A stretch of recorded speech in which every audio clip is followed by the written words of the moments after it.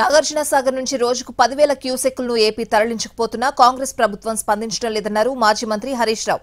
జగన్తో కుమ్మక్కై కృష్ణా జలాల దోపిడీకి సహకరించిందే బీఆర్ఎస్ అని కౌంటర్ ఇచ్చారు మంత్రి ఉత్తమ్. సాగర్ కుడికాలువ నుంచి ఆంధ్రప్రదేశ్ ప్రభుత్వం రోజు 10,000 క్యూసెక్కుల నీళ్లు తరలించకపోతుంటే తెలంగాణ ప్రభుత్వం చేవజచ్చి చేష్టలుడిగి చేతులు కట్టుకొని చూస్తూ ఉన్నారు. నీళ్ల మంత్రి నీళ్ళు నములుతూ ఉన్నాడు.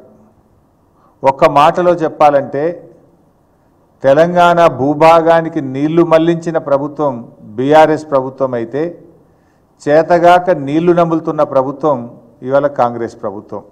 కృష్ణా నదీ జలాల్లో తెలంగాణకు అన్యాయం జరుగుతుందంటే మీ వల్లనే అని చెప్పి నేను మనం చేస్తున్నాను.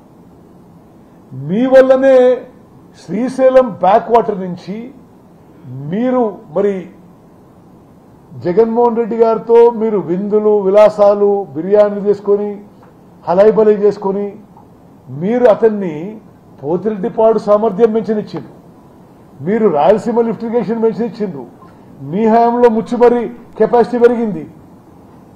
మీరు ఈరోజు కృష్ణా నదీ జలాల్లో తెలంగాణకు అన్యాయం జరుగుతుందని మీరు కారణం.